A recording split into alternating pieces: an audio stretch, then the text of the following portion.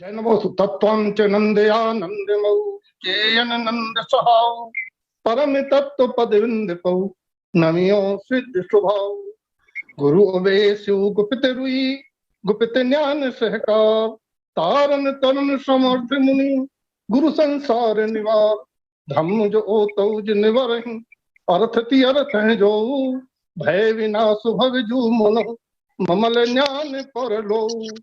श्री देव जी को नमस्कार, गुरु जी को नमस्कार, धर्म को नमस्कार। ओम नमः सिद्धम, ओम नमः सिद्धम, ओम नमः सिद्धम। शुद्धात्म देव की जय, पंच परमेश्वरी भगवान की जय। आचार्य प्रवर श्रीमद तारण तरण मंडलाचार्य महाराज की जय। द्वादश सांगमयी जन्मणि मातेश्वरी की जय।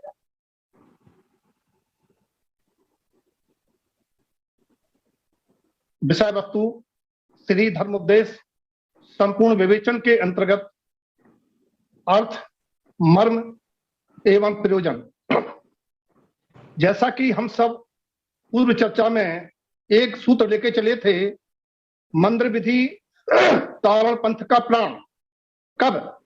मंत्र विधि तारण पंथ का प्राण कब? मंत्र विधि से भगवंतों के गुणगान, मंत्र विधि से भगवंतों के गुणगान और होवे उससे निज आत्म का बहुमान। मंत्र विधि से भगवंतों के गुणगान और उससे होवे निज आत्म का बहुमान। मंत्र विधि मुक्ति मार्ग का संविधान, तारण पंथ महान तब मंत्र विधि तारण पंथ का प्राण। जब आत्म में आवे निज निज है, जब आत्म में आवे निज निज है और पर आन। आत्म ही ज्ञान और आत्म ही झान, आत्म चाहे शिव थान, उपयोग रहे निज ठान, निज आत्म ही महान तब मंत्र विधि तारण पंथ का प्राण। यहां आज हमारी चर्चा श्री धर्मोपदेश की प्रारंभ हो रही है। पूर्व समय में हम सब लोगों ने श्रद्धेय महाराज जी के माध्यम से फूलना संबंधी चर्चा एवं तत्व मंगल, ओमकार मंगल की श्रवण की थी। धर्मोपदेश से शुरू होती है आज की चर्चा। भाई बहनों के पास धर्मोपदेश की पुस्तक होगी, उसको खोल लें ताकि उन अंशों को पढ़ने में आसानी पड़ेगी। हम यहाँ मंत्र विधि के अंशों को नहीं पढ़ेंगे क्योंकि हमारा मंत्र विधि पढ़ने का इसमें सब विधान नहीं है, केवल अर्थ की चर्चा है। अथ श्री धर्मोपदेश, श्री धर्मोपदेश के पूर्व कुछ क्रियाएं हमारे भाई बहने शिक्षण में सिखाएंगे कि धर्मोपदेश वांचन के पूर्व एक ज्योति की आरती लेकर स्थाप अथवा तिलक कर्ता परिवार को का सदस्य, बाद में क्रम क्रम से सभी समाज जन जनवाणी के बगल में, वक्ता के बगल में एक ज्योति की आरती लेके बहुमान पूर्वक खड़े होना चाहिए। वह उनका अन्य मत में यजमान की तरह हमारे समोत्सरण में प्रमुख श्रोता का उन्हें पद का बहुमान रूप देखा जाता है कि जो एक ज्योति की आरती लेकर के धर्मोपदेश के बगल में खड़े होते हैं। एक ज्योति की आरती क्रिया है, उसका अभिप्राय है ये है एक ज्ञान जिसके प्रकट हुआ है, ये उनकी वाणी है। एक ज्ञान, क्योंकि संसारी जीवों के एक ज्ञान नहीं होता है, कम से कम दो ज्ञान होते हैं। वे मति श्रुत हो सकते हैं, कुमति कुश्रुत हो सकते हैं। एक ज्योति की आरती ये कहती है जिनके मात्र एक ज्ञान की एक पर्याय प्रकट हुई है, वह है केवल ज्ञान। वही मेरे में प्रकट हो और मात्र मुझे एक का आश्रय रहे, इस भाव के साथ ये वाणी केवल ज्ञानी परमात्मा की है। इस बहुमान पूर्वक मुझे आज प्रथम श्रोता बनने का सौभाग्य मिला है। गुरुदेव अब मुझे गणधर पद मिले और गुरुदेव में स्वयं केवल ज्ञान प्रकट है, इस भावना के साथ अहो भाव हम धर्मोपदेश का वांचन कर रहे हैं। इसके बाद साथ साथ एक सावधानी रहती है कि वो ज्योति धर्म उपदेश काल में शीतल नहीं होना चाहिए और भीड़ ना हो, ऐसा ना हो कि ज्योति पीछे हो जाए और दूसरे वक्ता आगे आ जाएं। तो ज्योति बिल्कुल सामने दिखाई देना चाहिए ताकि बहुमान कर ऐसा रहे कि हमारा धर्म देश समोसरण का प्रतीक है। क्यों है समोसरण का प्रतीक? ये चर्चा हम आगे के अंशों में आने पर करेंगे। इसके बाद वक्ता सबसे पहले बोलता है ओम परमात्मने नमः, ओम ब्रह्मात्मने नमः, ओम सिद्धात्मने नमः। आपकी सार्थ मंत्र विधि में इस सारी व्यवस्था अंकित है, लिखने की जरूरत नहीं है, देख लीजिए वहां से। अभिप्राय यह है बोलने का कि ओम ह्रीम श्रीम बीज मंत्रों का पदस्थ ध्यान पूर्वक ओम परमात्मने से निशुद्धात्मा को परमात्मा पंच परमेष्टि स्वरूप दर्शन में लेना, श्रद्धान में लेना। ओम परमात्मने से ब्रह्म माने ज्ञान, निज आत्मा को ज्ञानमयी और सर्वज्ञ स्वभावी अनुभव में लेना। एवं ओम सिद्धात्मने नमः से निज आत्मा को सिद्ध स्वरूपी मुक्ति स्वरूप अनुभव करना। ये ओम ह्रीम श्रीम के माध्यम से हमारे जीवन में उत्पन्न अर्थ, हितकार अर्थ, सहकार अर्थ का कारण बनता है। यह रतन त्रय की प्राप्ति इस भावना से होती है। अब यहां मंत्र विधि का प्रारंभ। श्री धर्मोपदेश। श्री बोलने का हेतु, श्री क्यों बोला गया? श्री का हेतु है इस श्री लगाना और जीवन में श्री प्रगटाना, ये निश्चय व्यवहार मोक्ष मार्ग है। श्री लगाना और श्री प्रगटाना, इससे श्री की प्राप्ति होती है। लौकिक जीवन में पुण्य की प्रक्रिया बढ़ने से श्री माने धन लक्ष्मी का, और साधना से श्री माने ज्ञान श्री, केवल ज्ञान लक्ष्मी, और श्री माने मुक्ति श्री। धर्म उपदेश, उपदेश जिसमें उपनाम आत्मा के धर्म की चर्चा हो उसे धर्म उपदेश कहते हैं। उपदेश जिसमें आत्मा के धर्म की चर्चा हो उसे धर्म उपदेश कहते हैं। अर्थात आत्म धर्म की प्रवर्तना को धर्म उपदेश कहा जाता है, जहां एकमात्र निज आत्मा का ही अभिप्राय, आत्मा के ही परिणाम तथा आत्मा की ही क्रिया होती है। आत्मा की ही क्रिया होती है, मोक्ष की क्रिया होती है, ऐसा महिमावंत धर्म उपदेश। मोक्ष की क्रिया क्या होती है ये हम मंत्र विधि के आगे, जिसका हम व्याख्या नहीं करें, समझ लो ये चीज आगे आएगी। अतुल, अतुल का अर्थ होता है तुलना रहित, लासानी। तुलना रहित, लासानी। आपने देखा होगा तुलना तभी होती है जब दो होते हैं, दो के बगैर तुलना नहीं होती है। क्यों ये तुलना दो के बगैर कैसे नहीं होती है? हम किसी की सापेक्षता से ही किसी वस्तु को श्रेष्ठ या कम श्रेष्ठ पहचानते हैं, जानते हैं, कहते हैं। यहां अतुल शब्द कहता है कि ये हमारा धर्म उपदेश की तुलना ऐसे नहीं हो सकती किसी से जैसे हीरा कांच की कोई तुलना नहीं है, सूर्य तारों की कोई तुलना नहीं है, वीतरागी रागी की कोई तुलना नहीं है। सर्वज्ञ और रागी की तुलना कैसे हो सकती है? यानी धर्म उपदेशक तुलना रहित अद्वितीय है। क्यों? ये धर्म उपदेशक कौन है? आगे शब्द आएगा। ये तुलना रहित है। क्यों? क्योंकि आगम कहता है एक काल में एक ही होते हैं। कौन? केवली सर्वज्ञ तीर्थंकर परमात्मा। तीर्थंकर परमात्मा एक क्षेत्र में एक काल में एक ही होते हैं। आप लोग कहीं कहते भी हैं, हे कितने ही तय परमाणु याते तुम सम रूप न आनु। क्योंकि आगम के अनुसार एक क्षेत्र में एक काल में एक ही तीर्थंकर परमात्मा होते हैं, इसलिए तीर्थंकर परमात्मा और उनका धर्म उपदेश अतुल है।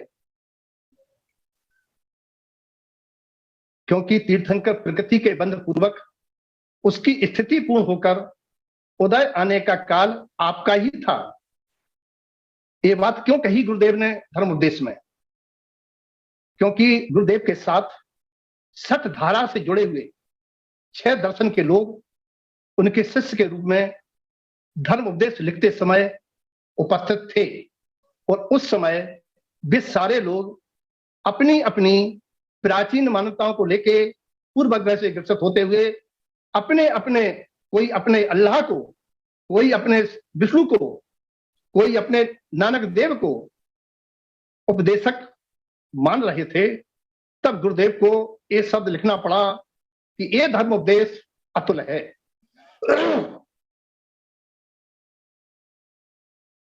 कथन का अभिप्राय यह है कि जीवन में धर्म उपदेश की तुलना किसी भी मत दर्शन की बात से मत करना। जिन धर्म की महिमा लाओ, कैसे लाएं? ऐसे लाएं कि मुझसे महत्वपूर्ण इस दुनिया में कोई नहीं है। अगर इस देह में एक शुद्धात्म तत्व नहीं होता तो लौकिक व्यवहार, लौकिक लेन देन, एक धन कंचन नश्वर किस काम के थे? महिमा मेरी मुझसे है, मेरी सत्ता मुझसे है। आचार्य कहते हैं जिनको अपने शुद्धात्म तत्व की महिमा आती है वही है मोक्ष मार्गी साधक, मोक्ष मार्गी श्रावक। क्योंकि मुझ में ही मेरा है, मुझ में ही मेरा है, मेरा कहीं मुझसे बाहर नहीं है। वह चाहे सुख हो, चाहे ज्ञान दर्शन हो, सामान्य भाषा में देखने जानने की शक्ति पर में नहीं है, तब मेरा परमात्मा पर कैसे हो सकता है? मेरा गुरु शास्त्र बाहर कैसे हो सकता है? हाँ, व्यवहार में जिन्हें हम सच्चे देव गुरु शास्त्र कहते हैं वे प्रमाण साधन निमित्त हो सकते हैं। जब मैं अपने को स्वयं परमात्मा रूप अनुभव करूं और उस समान आचरण करूं, तब मैं जानूं कि वो मेरे सच्चे देव व्यवहार से हैं। जहां पर की पूजा पराश्रता की बात होगी वहां धर्म का उपदेश हो नहीं सकता। क्रिया में धर्म नहीं है, धर्म का साधन हो सकता और नहीं भी हो सकता। जैसे कागज नोट हो सकता है और कागज नोट नहीं भी हो सकता है। जिस कागज में गवर्नर की मोहर लग जाती है वो कागज नोट संज्ञा पा जाता है, मुद्रा संज्ञा पा जाता है। ऐसा ही जिस क्रिया में मेरे गवर्नर अर्थात मेरी सम्यक श्रद्धा जुड़ जाती है, मेरा परिणाम शुद्ध होता है, मेरा अभिप्राय सिद्ध पद की प्राप्ति होती है, तब वह क्रिया धर्म की कही जाती है। अगला शब्द है अनिर्वचनीय, जिसका अर्थ है कि धर्म उपदेश वचनों से नहीं आया है, धर्म उपदेश अक्षर शब्द मात्रा के प्रयोग से नहीं आया है। ये तो वचनातीत है, अनुभवगम्य है और निरक्षरी दिव्य ध्वनि से प्रकट हुआ है। एक धर्मोपदेश अनिर्वचनीय कहने का अभिप्राय यह है कि जैसे घी का स्वाद वचनों से कहा नहीं जा सकता, ऐसे ही धर्म की चर्चा नहीं की जा सकती। धर्म तो अनुभव किया जाता है, धर्म तो जिया जाता है, लिया जाता है और जिया जाता है। धर्मोपदेश मात्र चर्चा जिह्वा कर्णेंद्रिय का विषय नहीं है। इस प्रकार से अनिर्वचनीय धर्म उपदेश की महिमा के लिए, जैसे आप कभी कभी डालते हैं कि आपकी तारीफ के लिए मेरे पास शब्द नहीं है, ऐसे ही गुरुदेव कहते हैं इस धर्म उपदेश की महिमा का बखान करने में सरस्वती भी सक्षम नहीं है। ऐसा अनुभव करके धर्म को अनुभूति में लें, चर्या में लें, ये अनिर्वचनीय का अभिप्राय है। महादीर्घ, दीर्घ माने बड़े, गुरु ज्ञानी जिनका स्वभाव दीर्घ है, उनमें जो दीर्घ के भी दीर्घ हैं, ऐसे परम गुरु, परम ज्ञानी, केवल ज्ञानी जिनका स्वभाव दीर्घ है, ऐसे तीर्थंकर परमात्मा का विशेषण है महादीर्घ। क्या होता है दीर्घ? श्री ओवेश शुद्धसार ग्रंथ की 10वीं गाथा में आप देखेंगे कि देव कैसा है। देवम ऊर्ध सहावम ऊर्धम ससाव विगत अधवम चा। देव का जो ऊर्ध स्वभाव है वो ये है कि उनका अध्रुव से लक्ष्य हट गया, जिनका अध्रुव पदार्थों से, पर्याय से, अनात्म से कोई संबंध नहीं रहा, जिनकी पर की गंध नहीं रही, वे है ऐसे महादीर्घ सर्वज्ञ वीतरागी देव। प्रयोजन इस शब्द का क्या है? दीर्घ माने स्वयं के गुरु हम बने, महादीर्घ बने, उसके लिए दीर्घ की सुने, गुने और चुने, और जैसे वे परमात्मा निज आत्मा के बाहर किसी पदार्थ का, किसी पर पर्याय का लक्ष्य नहीं साधते, ऐसे ही हम पर पर्याय के, पर पदार्थ के लक्ष्य से रहित हो गए, कामना अभिलाषा से रहित हो गए, तब हम दीर्घ बनेंगे। तभी होगा जब हम वस्तु को अनेकांश से देखें। दीर्घ होने का मंत्र है स्वभाव दृष्टि, दीर्घ होने का सूत्र है स्वभाव दृष्टि। स्वभाव दृष्टि जिनेश्वर, पर्याय दृष्टि विनेश्वर। लघु वो होता है जिसकी दृष्टि पर्याय पर होती है, लघु वो होता है जो अदत्त को लेता है, जिसको देने का अहंकार होता है, और दीर्घ वो होता है जो सोचता है देनहार को और है। दीर्घ वो होता है जो द्रव्य की स्वतंत्रता से पर्याय की स्वतंत्रता को अनुभव करता है। दीर्घ वो होता है जो सुखी स्वभाव को अनुभव करता है। अगला शब्द है कहें केवली पुरुष कहने सामर्थ्य। ऐसे महादीर्घ केवली पुरुष। कैसे केवली पुरुष? जिनके अनंत चतुष्टय, 34 अतिशय और 8 प्रतिहारी, ऐसे 46 गुण एवं 18 दोष रहित पना हो गए। 46 और 18 हुए 64। इसी को कहते हैं 64 चवर ढोरना। तीर्थंकर पर 64 चवर ढोरने का आशय है कि वे तीर्थंकर परमात्मा 46 गुण 18 दोषों से रहित होते हैं। ऐसे केवली आगम में 7 होते हैं। जो केवली तीर्थंकर नहीं होते हैं वे मत अरहंत होते हैं। जो केवली तीर्थंकर नहीं होते हैं मत अरिहंत होते हैं। उनका समोत्सरण नहीं लगता है, वे गंध कुटी में उपदेश देते हैं। इसीलिए यहां केवली शब्द का दूसरा आशय है आध्यात्मिक। अनंतानंत ज्ञेय, जिनके ज्ञान रूपी दर्पण में प्रतिबिंबित होने पर भी, अनंतानंत ज्ञेय जिनके ज्ञान रूपी दर्पण में प्रतिबिंबित होने पर भी केवल और केवल, केवल और केवल, ओनली सिर्फ निज को देखते हैं, निज को अनुभव करते हैं, निजानंद रसलीन रहते हैं। इसलिए अध्यात्म ने केवली कहता है। उपचार से जिनके केवल ज्ञान प्रकट हुआ है वे केवली होते हैं। तो केवल ज्ञान 7 केवलियों के होने के बावजूद भी कहने सामर्थ समोत्सरण में तीर्थंकर देव ही होते हैं। त्रिलोकनाथ लक्षण है केवली परमात्मा का। त्रिलोकनाथ केवली का विशेषण है, अर्थात तीनों लोकों के अनंतानंत पदार्थों के ज्ञान होने पर भी वे चिंता कर रहे थे। वे चिंता कर रहे हैं। क्यों कहा ऐसा? चिंता कर रहे थे क्यों कहा?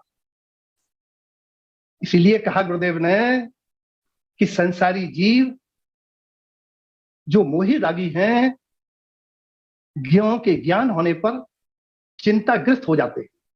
संसारी जीव को जरा भी किसी वस्तु का ज्ञान हो जाए, वहां घटना घट गई है, चिंतातुर हो जाते हैं। वो हमारे परमात्मा को यहां चिंता दोष रहित कहा है।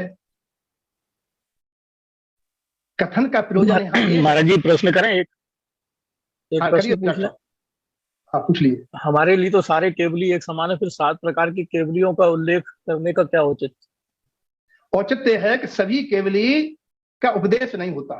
अरहंत तीर्थंकर में भेद करने की अपेक्षा से कथन यहाँ किया गया है। केवली शब्द से ये नहीं लेना कि सातों केवली का धर्म उपदेश होता है। सातों केवली धर्म उपदेश में समर्थ नहीं होते हैं। केवली में केवल जिनके तीर्थंकर प्रकृति का उदय बस समोत्सरण लगता है वही धर्म उपदेश कहने में समर्थ है।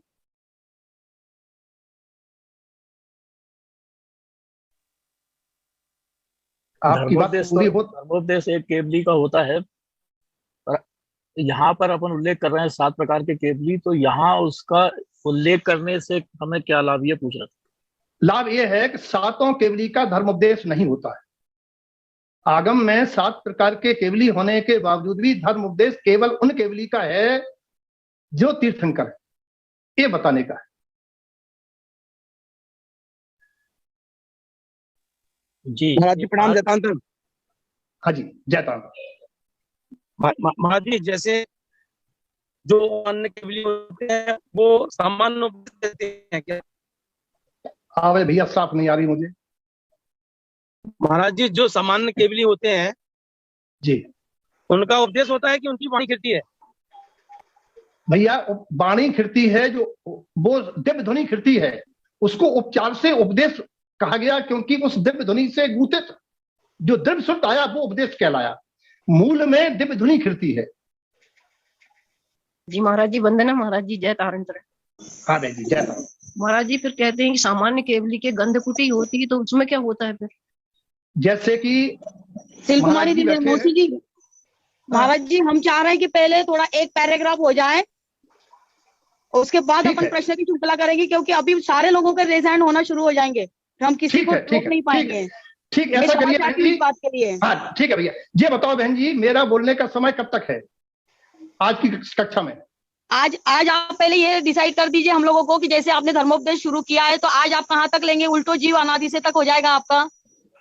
ठीक है, तो आज हम हाँ। ऐसा करते हैं, आप हम हमको है ना अनवरत रूप से सिलेबस बता दीजिए। अनवरत रूप से नहीं, हमें आज करना है हमारे 8 दिन के पाठ्यक्रम के हिसाब से जो हमारा जैन जय बोलियो तक का है वो आज हमारा वो है। अगर हमें बोलना है तो वहां तक बोलेंगे हम, तो उसमें हम वहां तक बोले ले रहे हैं जहां पर भवनाला चालीसा के बाद सम्मत सलिल प्रभु की गाथा होती है, वहां तक की हम पहले अर्थ, परमार्थ और प्रयोजन बताने बस। के बाद आप लोग सभी श्रोताओं से अपेक्षा है कि आप लोग नोट करते जाइए प्रश्न, आप लोग नोट करते जाइए, और इसके बाद हम आधा घंटा, पौन घंटा हम कोशिश करते हैं कि अपनी बात हम 3:45 तक पूरी कर लेंगे, मैक्सिमम 4 बजे तक।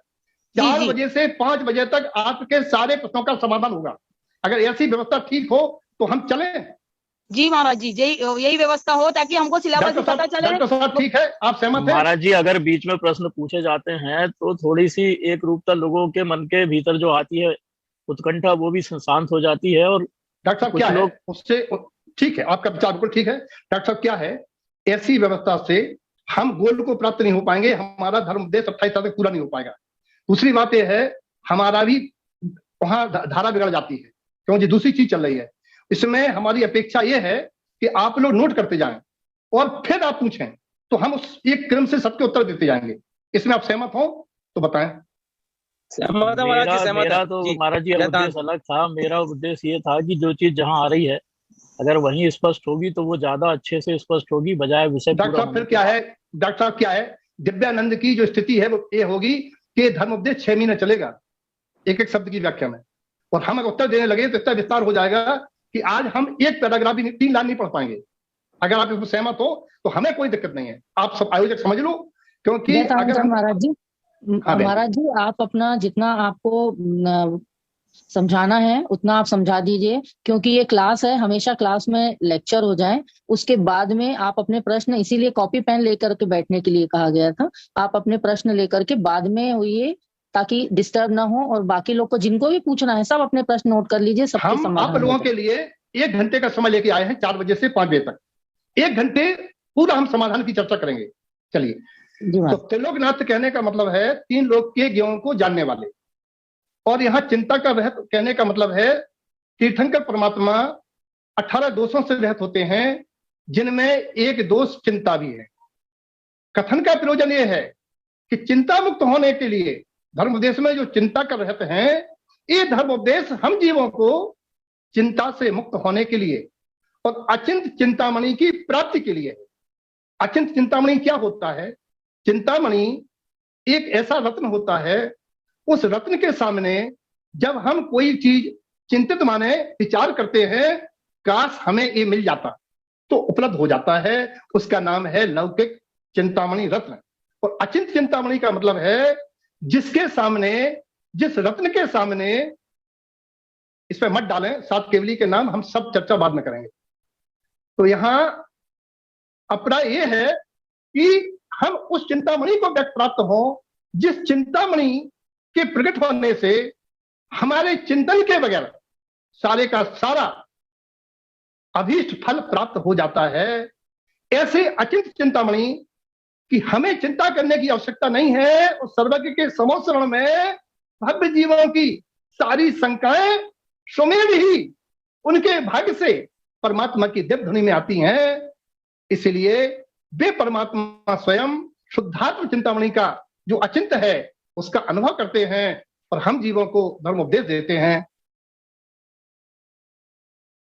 यहां कथन का प्राय यह है, धर्म उपदेश सुनकर भी यदि हम चिंता मुक्त नहीं हुए तो समझना चाहिए हमने सुन डाला, हमने पढ़ डाला, हमने लिया नहीं है, जिया नहीं है।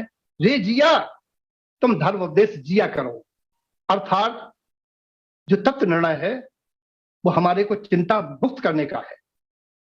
जो हमारा पर को पर, निज को निज मानने रूप सम्यक्त है, ये चिंता मुक्ति का उपाय है। धर्म उपदेश हमें भी चिंता मुक्त करता है। इसीलिए गुरुदेव ने ये शब्द लिखा है। फिर लिखा है वे भगवान स्वयं ज्ञाता, अर्थात वे भगवान सब जानते हुए भी एकमात्र स्वयं के ज्ञाता हैं, ज्ञायक भाव में रहते हैं, ज्ञाता दृष्टा रहते हैं। वे किसी भी परमन को फेरने बदलने की सोचते नहीं है। स्वयं ज्ञाता का मतलब, और स्वयं ज्ञाता का एक अर्थ और है कि केवली समुद्घात के पूर्व जब उन परमात्मा को अपने ही आघातिया कर्मों की स्थिति एक समान नहीं दिखती है, तब वे केवली समुद्घात करते हैं। इसलिए भी स्वयं ज्ञाता का अर्थ यहां लिया जा सकता है। सिद्ध के जावन हारे का अर्थ है केवल ज्ञान होने पर वे परमात्मा उसी भाव से सिद्ध होते हैं। अर्थात जावन हारे का मतलब है वे जीवन मुक्त परमात्मा हैं। तीन ज्ञानमय उत्पन्न होए, इसका मतलब है कि वे तीर्थंकर परमात्मा के जन्म से ही तीन सम्यक ज्ञान की पर्याय मत ज्ञान, श्रुति ज्ञान, अवध ज्ञान रहती हैं। पर हरे लिंग, जो तीन लिंग का को परिहार कर फिर जन्म नहीं धरे हैं, इसका मतलब है कि केवल ज्ञानी परमात्मा को अब नामकर्म के अंतर्गत जो तीन लिंग, सॉरी आकाशाय वेदनी के अंतर्गत जो तीन लिंग, स्त्रीलिंग, स्त्रीवेद, पुरुषवेद और नपुंसक वेद, ये उनके नहीं रहता है, इनकी सत्ता नहीं रहती है। और वे आगे किस लौकिक रूप से स्त्री पुरुष नपुंसक पर्याय को प्राप्त नहीं होते हैं। और आगम सापेक्ष ये भी है कि वे परमात्मा फिर तीन लिंग, तीन प्रकार के पात्र नहीं होंगे। परमात्मा होने के बाद फिर वे पात्रों की श्रेणी में नहीं रहते हैं। जो उत्तम मध्यम जघन तीन लिंग जनागम में कहे गए हैं, तो तीन लिंग को परिहार और जन्म की अपेक्षा से परमात्मा को लौकिक देह का संयोग नहीं मिलेगा। यहां चिंता, जन्म, मरण शब्दों के आश्रय से 18 दोष रहित पने रूप परमात्मा को समझने की बात है। जानने का प्रयोजन क्यों है? क्योंकि अगर हमारे ज्ञान में ये बात नहीं आएगी कि परमात्मा में ये 18 दोष नहीं होते हैं, ये नहीं जानेंगे, तो हम 18 दोष में से कोई भी दोष वाले को हम परमात्मा कह देंगे। इसकी चर्चा आएगी साचो देर सोई, उसमें शब्द आया है दोष को न लेस कोई। तो ये मान के चलना चाहिए, हमें श्रद्धा होना चाहिए 18 दोषों से रहित 46 गुणों से संयुक्त ही व्यवहार सच्चा देव होता है। अब यहाँ है अचिंत व्यक्त रूपाय वाला दोहा, जिसमें ये समझना है, एक तो हम थोड़ा ध्यान आकर्षित करना चाहते हैं टेनिस का। हमने समाज में पंडित की भूमिका में किसी किसी को ब्रह्मने के स्थान पर ब्राह्मणे कहते सुना है, सबको नहीं, किसी किसी को। ब्रह्मणे शब्द है, मूर्ति ब्रह्मणे नमः, मूर्ति ब्रह्मणे नमः, शब्दों को सही देखते चले। ब्रह्मणे का अर्थ है चैतन्य मूर्ति, मूर्ति ब्रह्मणे मतलब चैतन्य मूर्ति, ज्ञान मूर्ति, और परमात्मा की अपेक्षा से सर्वज्ञ शब्द के लिए है ब्रह्मणे नमः।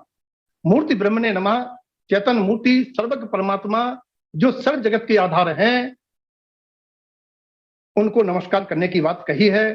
प्रयोजन क्या है इस दोहे का? इस दोहे का प्रयोजन यह है, चैतन्य मूर्ति ही नमन करने योग्य है, चैतन्य मूर्ति ही नमन करने योग्य है, यानी सम्यक दर्शन, सम्यक ज्ञान, पर्यायुक्त चेतन नमन करने योग्य है। हर चेतन नहीं, चेतन तो दुनिया में अनंत है, हर चेतन मूर्ति नमन करने योग्य नहीं है। वही चैतन्य मूर्ति नमन करने योग्य है जो सम्यक दर्शन ज्ञान से सम्यक चारित्र का पालन करती है। फिर अचेतन को नमन वंदन करना क्या जिन आज्ञा है, ये विचारणी है, जो हम आप पर छोड़ते हैं। जब चैतन्य मूर्ति सम्यक दर्शन ज्ञान बिन नमन करने योग्य नहीं है, तो क्या दर्शन ज्ञान गुण विहीन अचेतन पदार्थ नमन करने योग्य है क्या? ये हम आप पर छोड़ते हैं, इससे एक ग्रहण करना है। दूसरी बात, आचार्य भगवान कुंद स्वामी की हम बात कहते हैं, कुंदादेव, उनसे सीखना है कि दर्शन हीनो न बंधवे। जिस में द्रव्य में दर्शन गुण नहीं पाया जाता है, ज्ञान गुण नहीं पाया जाता है, वो द्रव्य नमन करने योग्य नहीं है। दूसरी बात यहां सिखलाई जाती है कि सम्यक दर्शन के बिन वह पात्र नहीं बनता है। और अभी आप कहेंगे जड़ बिंब, तो जड़ बिंब शब्द की व्याख्या लक्षण स्वरूप अपन लोग प्रमाण गाथाओं में करना उचित समझेंगे। आगे की बात है, ऐसे ब्रह्म स्वरूप मूर्ति को अर्थात सर्वज्ञ परमात्मा को नमस्कार करता हूं। फिर भगवान का उपदेश या धर्म कैसा है? भगवान ने जो उपदेश दिया है, धर्म उपदेश दिया है, कैसा है, यानी किसका धर्म उपदेश दिया है? तो हमें जो श्रावकाचार्य ग्रंथराज की 169 नंबर की गाथा है, जो हमारे धर्म उपदेश में आई है, इसके पूर्व यहां एक गाथा थी, याचिन श्रोत्र देश। वो गाथा धर्म की महिमा बता रही थी। वो गाथा ये बताती थी धर्म सकल सुख देना, वो धर्म की परिभाषा नहीं बता रही थी। और ये गाथा, वॉइस नहीं आ रही है भैया, आप लोगों को आवाज पहुंच रही है कि नहीं? जी महाराज जी आ रही है, आपकी बहुत अच्छे से आ रही है आवाज। आ रही आया है। था? अच्छा, नहीं, तो यहाँ जो याचे श्रुतर देश थी, उसको इसलिए हटाया गया है कि एक तो हमारे प्राचीन धर्म उपदेश में नहीं था, दूसरी बात वो धर्म की परिभाषा नहीं है, वो धर्म की महिमा थी। ये गाथा धर्म की परिभाषा है कि कौन से धर्म का उपदेश दिया, धर्म क्या है ये बताने के लिए इस गाथा है, धर्म का स्वरूप क्या है। प्रयोजन यहाँ इस गाथा से ये है, अर्थ तो सब जानते हैं, मनीषी हैं, विद्वान स्वाध्यायी है, श्रावकाचार्य में सबने पढ़ा है। प्रयोजन इस गाथा का ये है, जो कर्मों से अप्रभावित होकर, कर्म विमुक्तियां, कर्मों से अप्रभावित होकर और कर्मों को निज आत्मा से भिन्न जानकर स्वयं को चेतना लक्षणमयी स्वतंत्र स्वभावी मानते हैं, वही धर्म को नमस्कार करते हैं। धर्म का अर्थ यह है जो कर्मों से मुक्त कराए। धर्म का अर्थ है जो कर्मों से मुक्त कराए और मुक्ति में ठहराए। कर्मों से मुक्त कराए, मुक्ति में ठहराए, ताको नाम धर्म है। धर्म वस्तु का स्वभाव है। यहां वस्तु कौन सी है? मैं आत्मा। तो मेरा जो स्वभाव है, यहां उस स्वभाव रूप धर्म की चर्चा इस गाथा में है। मैं आत्मा हूं, मेरा स्वभाव स्वतंत्र है। इस गाथा में हमारे स्वभाव की परिभाषा है और यह बताने के लिए गाथा है, अरहंत परमात्मा की वंदना भक्ति पूजा हमें कर्मों से मुक्त नहीं कराती। अरहंत परमात्मा के वंदना भक्ति पूजा मुझे कर्मों से मुक्त नहीं कराती। जो कर्मों से मुक्त कराए वो धर्म, और जो जिससे कर्म का बंध हो वो कहां धर्म? फिर से सुनिए, अरहंत परमात्मा की वंदना पूजा भक्ति मुझे कर्मों से मुक्त नहीं कराती, बल्कि कर्म बंद कराती है। इसीलिए वह जो व्यवहार हमारा आचरण है वो हमारा धर्म नहीं है। हाँ, व्यवहार के नाम पर ये तो उचित है कि वह चैतन्य मूर्ति जो 4 चतुष्टय, 34 अक्षय, 8 प्रतिहारी, 18 दोष रहित हो, उसे नमस्कार करना चाहिए। अन्यथा ऐसा कोई सामने द्रव्य नहीं हो जिसमें 4 चतुष्टय, 34 अक्षय, 8 प्रतिहार, 18 दोष रहितपना दिखे, तब द्रव्य छेद काल भाव की मजबूरी से हमें व्यवहार सच्चे देव को भाव नमस्कार करना चाहिए, गुणानुवाद वंदना करना चाहिए। और उस क्रिया गुणानुवाद वंदना में ये भाव रहना चाहिए, ये अभिप्राय रहना चाहिए, ऐसे गुण आत्मा में होने से मेरे आत्मा में भी हैं, उन गुणों के प्रगटाने की भावना व्यवहार है। जहां वस्तु में वह स्वभाव ही नहीं है, उस वस्तु को उस रूप मान लेना क्या व्यवहार है?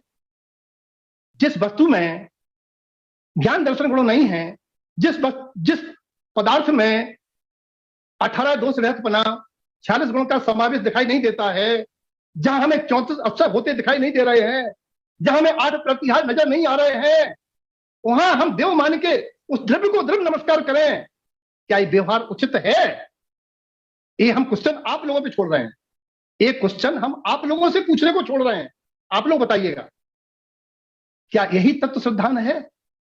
गुरुदेव ने इसलिए क्रियाकांड आडंबर से बचने हेतु तीर्थंकर परमात्मा के उपदेश से आत्मधर्म की प्रवर्तना की बात कही है कि हे भव्य, तू स्वयं भगवान है।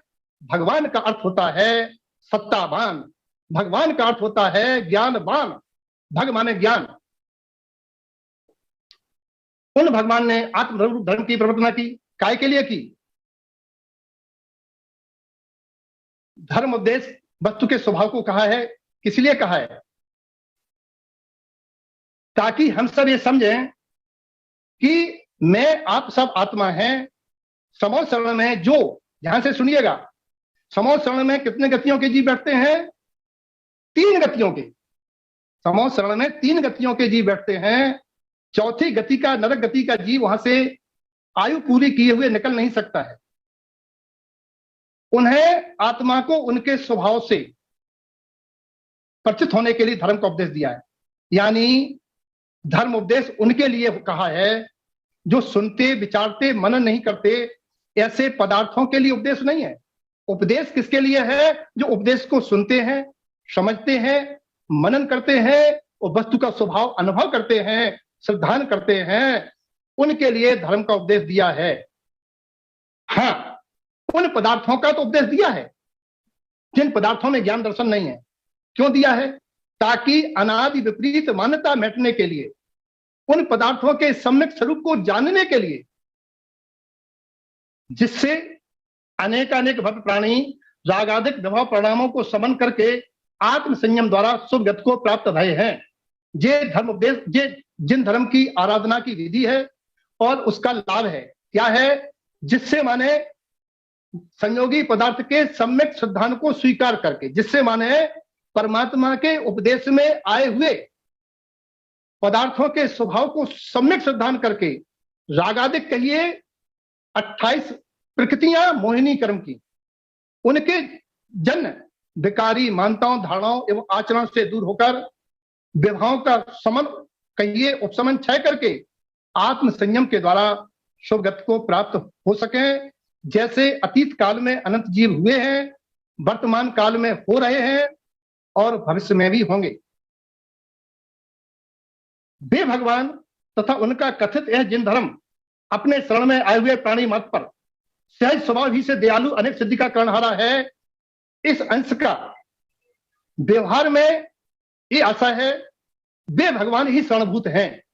वे भगवान शरणभूत हैं, यानी उनके उपदेश को श्रवण करना, स्वीकारना ही शरण कहा जाता है। क्योंकि वे भगवान साक्षात रूप से वर्तमान भारत क्षेत्र में उपलब्ध नहीं है। उन भगवान के उपदेश का श्रवण, श्रद्धान करना ही शरणभूत है। क्योंकि आगे चर्चा आएगी चत्तारी शरणम, तब बात करेंगे खुलासा। जो भव्य जीव उनके उपदेश की शरण यानी स्वीकार करते हैं, वे स्वयं स्वभाव से दयालु हो जाते हैं। जो परमात्मा के उपदेश को, सिद्धांतों को स्वीकार कर लेते हैं, वे स्वयं स्वभाव से दयालु हो जाते हैं। इसीलिए दयालु और अनेक सिद्धि का करणहारा, करणहारा माने निमित्त, परमात्मा का उपदेश स्वभाव से प्राणियों को दयालु और सिद्धि का निमित्त है। तो अगर हम उपदेश को सुन के दयालु नहीं हुए, तो सिद्धि का मतलब यहां हमारे आत्मगुणों की निर्मल पर्याय यदि प्रकट नहीं हुई हो, तो सिद्धि का अर्थ है यहां सिद्ध संपत्ति। क्योंकि हम उनकी महिमा गाएं, वे तो दयालु है, अरे वे तो दयालु है, तब तो हमें ये जनवाणी मिली है। लेकिन उनके उपदेश से हम स्वयं दयालु बने, ये यहां लक्ष्य है। यानी हमारे स्वभाव दयालु होने पर उपदेश ग्रहण हुआ माना जाएगा। अब आप पूछ सकते हैं दयालु का लक्षण क्या है, हमें कैसे पता चले हम दयालु हैं? प्रमाद योग से निज पर उभय, प्रमाद योग से निज पर उभय दोनों के प्राणों के घात का बचाव प्रायोगिक जीवन में भूमिका अनुसार क्रिया पालन में होना चाहिए, तब हम दयालु कहलाएंगे। यानी चरणानुयोग की अपेक्षा से हमारी भूमिका अनुसार हमारा सम्यक खान पान, रहन सहन, आचरण और सम्यक्ताचरण का पालन और 18 क्रिया और हम लोग की अपेक्षा से 34 क्रिया का पालन यदि हो रहा है, तब हम स्वभाव से दयालु हैं। ऐसा धर्मोपदेश में क्यों लिखा है? दयालु होने का और रागादिक परिणामों का क्या समन्वय है? क्योंकि रागादिक परिणामों और अत्याचारी की गहरा दोस्ती है। रागादिक परिणाम, अत्याचारी, इनकी बड़ी दोस्ती है। यदि जीव के रागादिक परिणाम होंगे तो नियम से अत्याचारी होगी, अगर रागादिक परिणाम होंगे तो नियम से अत्याचारी होगी। किसके प्रति रागादिक? शरीर के प्रति रागादिक, विषयों के प्रति रागादिक, तो अत्याचारी होगी। इसीलिए निश्चय व्यवहार मोक्ष मार्ग में जहां चरणानुयोग आचरण से दयालु कहता है, वहां कर्णानुयोग वीतरागता से दयालु कहता है, वहां द्रव्यानुयोग श्रद्धान ज्ञान पूर्वक आचरण को कहता है, और वहीं प्रथमानुयोग निष्कषाय पूर्वक गलती होने पर क्षमा मांगना आदि को दयालुता कहता है। अब यहां उल्टो जीवन आदि को दोहा जो लिखा है वो क्यों लिखा है? ऐसा क्यों लिखा है यहां उल्टो जीवन आदि को?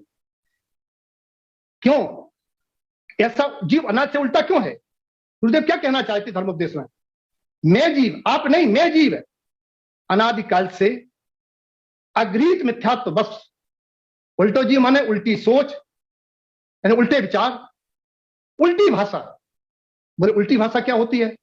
उल्टी भाषा होती है मैं करूंगा, उन्होंने कर दिया, उनने नहीं करने दिया, ये उल्टी भाषा है। और उल्टी क्रिया हम कर्ता बन के लगे हैं कर रहे हैं। उल्टी क्रिया का मतलब है क्रिया करते हुए परिणाम अपराय का पता नहीं होना।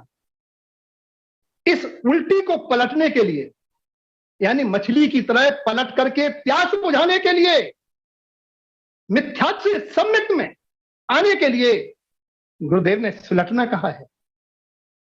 और अभी नहीं तो पता नहीं कब, अभी नहीं तो पता नहीं कब सुलटेंगे। यानी यदि आज सम्यक नहीं प्रगटा पाए, सम्यक की पात्रता होते हुए, क्या गारंटी है आगे की पर्याय में सम्यक की पात्रता पकेगी, सम्यक के कारणभूत सैनीपना मिलेगा? क्या गारंटी है कि सम्यक विहीन होने से गहरे गोता माने अंधकुआ, अंधकुआ माने अधोलोक की 7 पृथ्वियां स्थावर काय आदि में नहीं पड़ेंगे? गारंटी है सम्यक विहीन रहने से खातिका इस समुद्र में जाके नहीं पड़ेंगे? क्या ऐसी गारंटी है? अगर सम्यक नहीं प्रगटाएंगे तो गारंटी है हम भवसागर में नहीं डूबेंगे। ये गुरुदेव चेता रहे। आगे आता है पंचम ज्ञान धरता। 20 साल पहले आराधनाओं में पंच ज्ञान आता था, लिखा था पंच ज्ञान, क्योंकि किसी ट्रेनिंग से कोई व्यक्ति पूछ सकता है कि पहले की आराधना में पंच ज्ञान लिखा था। उनसे कहिए सिद्धांत की विपरीतता थी, आगम की विराधना थी। आगम कहता है एक भाव में एक साथ पांच ज्ञान हो नहीं सकते, किसी भी जीव में पांच ज्ञान सम्यक ज्ञान एक साथ हो नहीं सकते, इसलिए पंच ज्ञान गलत था।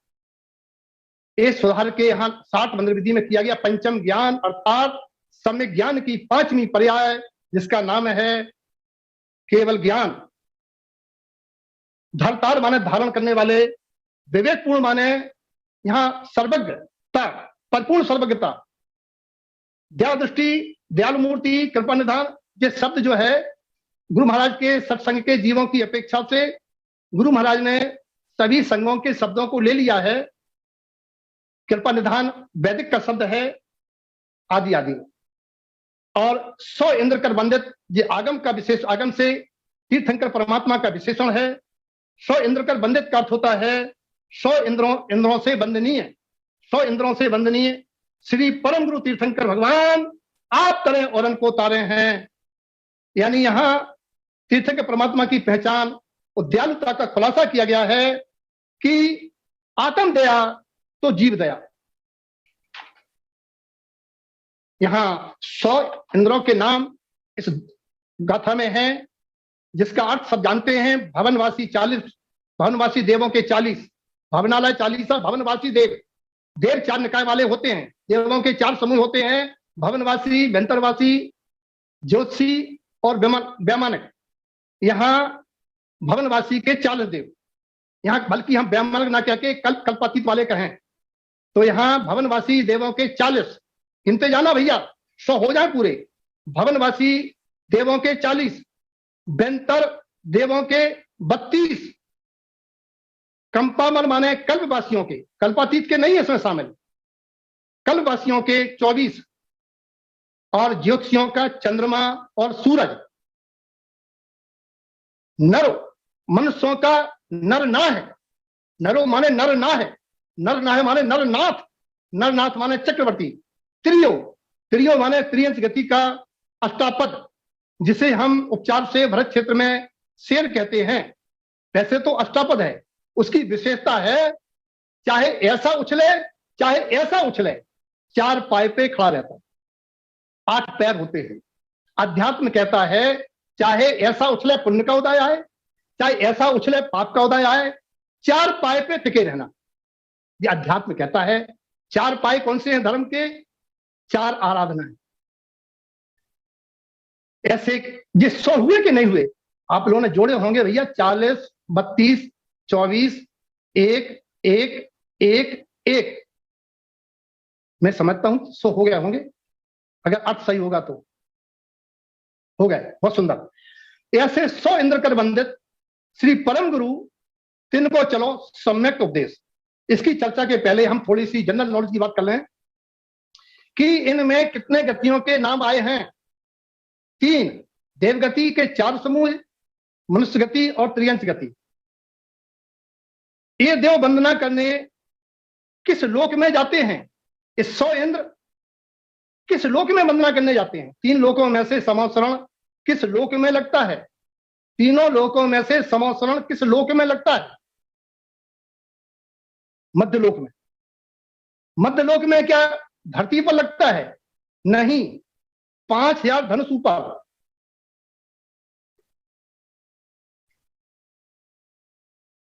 देवगत के जीवों की संख्या कितनी है? बहुमत किसका है? 100 में देवगत के जीवों की संख्या कितनी है? 98। और नरगति के कितनी है? कोई बताओ भाई, नरगति के कितने हैं इसमें? कोहोस्ट बता दें, केवल एक कोई कोहोस्ट।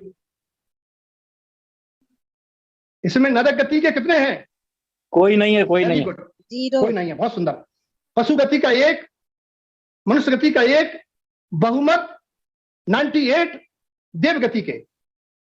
पशु गति का कौन? अष्टापद शेर। क्यों? हाथी क्यों नहीं? पक्षियों का राजा क्यों नहीं? यहां शेर से अपरा है जिसके जीवन में ब्रह्मचर्य आ जाता है। और चक्रवर्ती का कहने का मतलब क्या कि जिसके पास 6 खंड है, चक्र रत्न है, अपार वैभव है, लेकिन धर्म प्रधान है, धर्म श्रवण प्रधान है। ऐसे ही कितना भी पुण्योदय आ जाए, कितना वैभव आ जाए, धर्म श्रवण प्रधान होना संकेत करता है। अगली बात आपसे कोई ये पूछ सकता है कि भवनवासी के और बेंतरवासी कल्पवासियों में संख्या का अंतर क्यों, किस कारण से? आपसे ट्रेनिंग में लोग पूछ सकते हैं, आप जब शिक्षण देंगे, कि जो भवनवासी के 40, बेंतरवासी के जिज्ञासा समाधान का रूप मान लीजिए इसको, मैंने आपसे कमेंट किया था, तो अंतर क्यों है? भवनवासी में 40, बेंतर में 32, कल्प में 24, इन तीनों में उनकी एक ही एक, इनके अंतर का कारण क्या है? कोई आपसे पूछ सकता है। तो आपका उत्तर होना चाहिए कि यहां पर उनके इंद्र और प्रतेंद्र की ही महत्व परमिशन है, उनके इंद्र प्रतेंद्रों की ही अनुमति है। जैसे महासभा में प्रत्येक, अब पता नहीं है कि नहीं, हमारे जमाने में था, प्रत्येक धर्मायतन के चर्चालय के अध्यक्ष मंत्री को परमिशन थी। ऐसे ही यहां पर इंद्र प्रतेंद्रों की बात चल रही है, वो ही आते हैं। तो 40 और 32 क्यों? इसलिए यहां संख्या में अंतर है। भवनवासियों के 10 भेद होते हैं, और 10 भेद असुर कुमार आदि विस्तार में नहीं जाएंगे हम, हमारी मंदिर विधि में सब लिखा हुआ है। तो यहां एक एक भेद के 2 इंद्र 2 प्रतेंद्र होते हैं, तो 10 के 40 हुए। बेंतर देवों के 8 भेद होते हैं, उनके 2 इंद्र और 2 प्रतेंद्र, तो 8 गुणे 4 32 होते हैं। कलवासियों में 16 स्वर्गों में से केवल 12, कंफ्यूज कर गए हम, 16 स्वर्गों में से किसी से 2, किसी से 1 आते हैं। कुछ स्वर्ग ऐसे हैं, कुछ स्वर्ग ऐसे हैं जहां से कोई नहीं आता, जैसे लोकांतिक देव नहीं आते। तो इस प्रकार से 12 ही इंद्र होते हैं, 12 इंद्र 12 प्रतेंद्र होते हैं। जी जी, तो 16 स्वर्गों के 12 इंद्र 12 प्रतेंद्र होते हैं, तो 24 संख्या उनकी है। कहना ये चाह रहे थे उनमें भी लोकांतिक देव नहीं आते हैं, और चंद्रमा सूरज ये इंद्र प्रतेंद्र हैं, ज्योतिषी के 1-1 आते हैं, इसलिए संख्या में अंतर है। और आगे हम थोड़ा सा और समझ लेंगे, अभी चर्चा पूरी नहीं हो पाई। अब यहां उपदेश की बात चल रही थी, तिनको चलो सम्यक उपदेश। यहां धर्म उपदेश का दूसरा नाम है सम्यक उपदेश, क्योंकि सम्यक तो धर्म अलग नहीं है। धर्म उपदेश माने सम्यक उपदेश, क्यों धर्म और सम्यक 2 नहीं है। धर्म वस्तु का स्वभाव है, सम्यक आत्मा का स्वभाव है, गुण है। इसलिए धर्म उपदेश का दूसरा नाम है सम्यक उपदेश। यानी धर्म उपदेश की रचना का मूल अभिप्राय, कोई आपसे पूछे धर्म उपदेश की रचना का मूल उद्देश्य क्या है, इस उपदेश का मूल प्रयोजन क्या है, उपदेश पढ़ने सुनने का मूल लक्ष्य क्या है, तो आचार्य कहते हैं सम्यक उपदेश। क्यों? क्योंकि एक उपदेश अनंत प्रवेश। अगर एक उपदेश सम्यक का ग्रहण हो गया, सम्यक प्रकट हो गया, तो अनंत जीव इससे मुक्ति प्राप्त करते आए हैं, कर रहे हैं और करते रहेंगे। ऐसा है सम्यक उपदेश महिमावंत। अभी हम जब आप पूछेंगे तो सम्यक की महिमा की चर्चा बाद में और करेंगे विस्तार में। यहां सम्यक की महिमा बताने के लिए आचार्य कुंदकुंद देव द्वारा विरचित श्री दर्शन पौराण ग्रंथ की 7वीं गाथा आपकी मंदिर विधि में लिखी है, जिसका अर्थ है सम्मत सलिल पवहो। सम्मत सलिल पवहो का मतलब है सम्यक रूपी सत्ता का प्रवाह है। नित्य माने नित्य, ही माने हृदय में, पवट्टय माने परिवर्तमान, जस माने जिसके, जिसके हृदय में, जिस भव्य पुरुष के हृदय में, जिस जीव के हृदय में सम्यक रूपी जल का प्रवाह निरंतर परिवर्तमान रहता है, बना रहता है। कम्मम बालुई वर्णम, उनके कर्म बालुई वर्णम, वर्णम माने भांति, बालू माने बालू की भांति, यानी रेत के कणों की भांति। कि नदी का प्रवाह हो, बालू के कण बह जाते हैं, ऐसे ही सम्यक के प्रभाव से ये यहां जो कर्म बंद होता है, कर्म के परमाणु हैं, जो आने वाले कर्म हैं वो बह जाते हैं जब जीव अपने को स्वयं अपने स्वरूप को स्वीकार कर लेता है, परद्रव्यों से भी जान लेता है और अपने रूप हो जाता है। इसलिए यहाँ आचार्य देव ने सम्यक दर्शन की महिमा बतलाने के लिए दर्शन पौड़ों में गाथा दी है, जिसका आगे लिखा भी है कैसे चारित्र आदिकों के द्वारा, अकेले सम्यक से नहीं, आचार्य कह रहे अकेले सम्यक से नहीं, जैसे अकेले दवाई का नाम जानने से नहीं, डॉक्टर का नाम जानने से नहीं, दवाई लाने से नहीं, दवाई का सेवन करने से, ऐसे ही सम्यक दर्शन सम्यक ज्ञान पूर्वक सम्यक आचरण करने से चारित्रों आदिकों के द्वारा शुद्ध हुए हृदय स्तर में सम्यक रूपी सत्ता का प्रवाह है। और यह चारित्र आदिकों का दूसरा अर्थ है बंधुच्य का मतलब होता है यहां 4 प्रकार के बंध, 4 प्रकार के बंध का आशय है प्रदेश बंध, प्रकृति बंध, स्थिति बंध, अनुमान बंध और नासयिक, और इसमें एक चा और लिखा है, उस चा का मतलब है चारों गतियों के, चारों गतियों के 4 प्रकार के जो बंध हैं, चारों गतियों को प्राप्त करने वाले नासये, उनका विनाश हो जाता है। बहुत सुंदर भाई, ऐसी जागरूकता रखिए आप।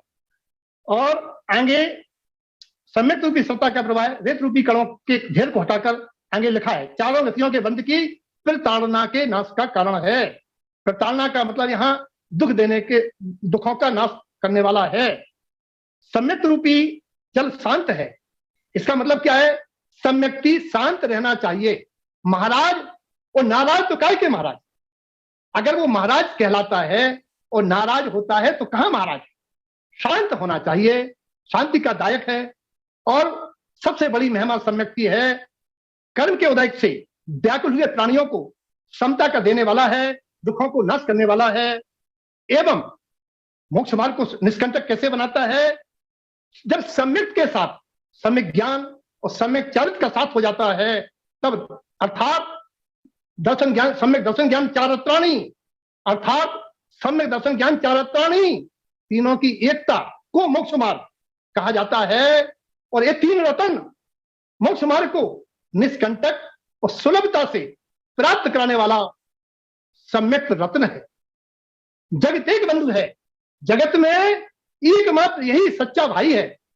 ये बात कहां से आई, ये बात आप विस्तार में चलेंगे तो 73 नंबर की फुल्ला में आत्मा से आत्मा के 16 नाते आएंगे, वहां भाई किसे कहते हैं, उस अपेक्षा से मैंने एक बार निवेदन किया था, ये धर्मोपदेश 14 ग्रंथों का सार है।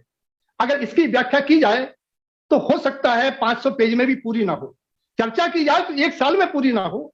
समझना इस सारे शब्दों से है, बंधु कह के आत्मा से आत्मा के नाते समझना है। उससे क्या होगा, लौकिक आशा इसने लोभ का विनाश होगा।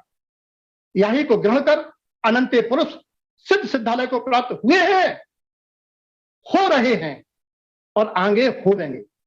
दिव्यानंद, आप बार बार कह रहे हो, बार बार कह रहे हो रहे हैं, कहां से हो रहे हैं? अरे हमारे यहां से नहीं हो रहे हैं, लेकिन वर्तमान में विदेश क्षेत्र से हो रहे हैं। अभी बहुत अच्छी बात पूछी, निष्कंटक। निष्कंटक माने, कंटक माने कांटा, कंटक माने शल्य, निष्कंटक माने बाधा रहित, कांटे रहित, यानी उस मार्ग में चलने में कोई व्यवधान नहीं आता है, कोई शल्य नहीं सताती हैं। ये अभिप्राय निष्कंटक शब्द का है। मुनीश्वरों के वचन सत्य है, ध्रुव है, प्रमाण है। मैं आपसे पूछूंगा कि कौन से वचन सत्य है, बताइए। आपने अभी बोला सत्य है, ध्रुव है, प्रमाण है। अगर मैं आपसे पूछूं मुनीश्वरों के कौन से वचन सत्य हैं, ध्रुव है और प्रमाण, बोलिए। मुनीश्वरों के कौन से वचन सत्य हैं, प्रमाण हैं, ध्रुव हैं? जो केवली भगवंतों ने बताया वही यदि मुनीश्वर बताते हैं तो वो सत्य है, ध्रुव है, प्रमाण है। आप प्रश्न के अनुसार पूरी बात बताइए। इस मंदिर विधि में सत्य, ध्रुव, प्रमाण कई जगह आएगा, यहाँ क्या प्राय? सत्य है, ध्रुव है, प्रमाण है। कोई आपसे पूछ सकता है क्या सत्य है? ये सत्य है कि सम्यक प्रकट होने के बाद मोक्ष मार्ग निष्कंटक प्रशस्त हो जाता है। यहाँ सम्यक की जो महिमा आई है, सम्यक की जो चर्चा चल रही है, ये सत्य है। ये अनंत तीर्थंकरों की वाणी से प्रमाणित है। ये सत्य है, ध्रुव है, प्रमाण है, पक्की है और हमें स्वीकार है। यहाँ चर्चा पूरी होती है। यद्यपि हम लक्ष्य से 13 मिनट विलंब हो गई है गाड़ी, फिर भी आप शेष समय में आप लोग अपनी जिज्ञासाएं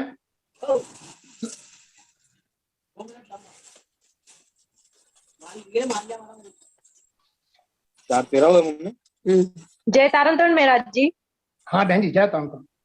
महाराज जी यहाँ पर 100 इंद्र जो लिए गए हैं, तो 98 तो इंद्र देवगति से हैं, तो इंद्र कहना तो सही लगा, लेकिन मनुष्य गति से चक्रवर्ती को और त्रियंच गति से अष्टापद जो लिए गए, यहाँ इंद्र क्यों कहा गया है? इंद्र शब्द का अर्थ यहाँ राजा से है। इंद्र शब्द का मतलब वहां उनके अधिपति से है, उनके मुखिया से है।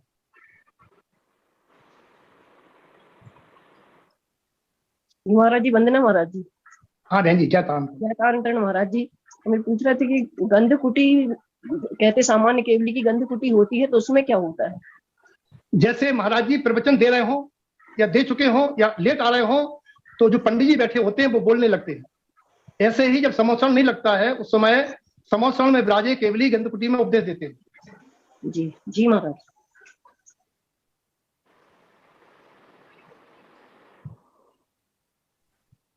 हाँ महाराज जी प्रणाम।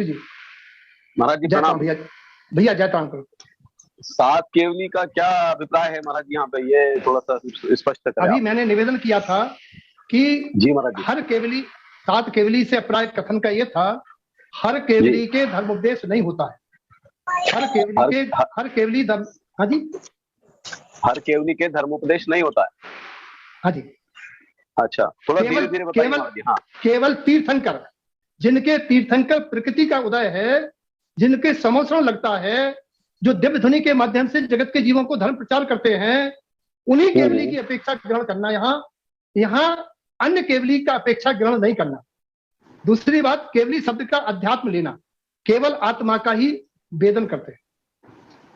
महाराज जी जहां तक मैं समझ रही हूँ, सबका प्रश्न 7 से है। 7 या तो केवली के 7 प्रकार होते हैं या 7 क्यों कहा गया? नहीं, 7 प्रकार के केवली होते हैं। मुख केवली, उत्तर केवली, अनुमति केवली। नहीं, आप सही समझ रही हैं, मैं समझ नहीं पाया था।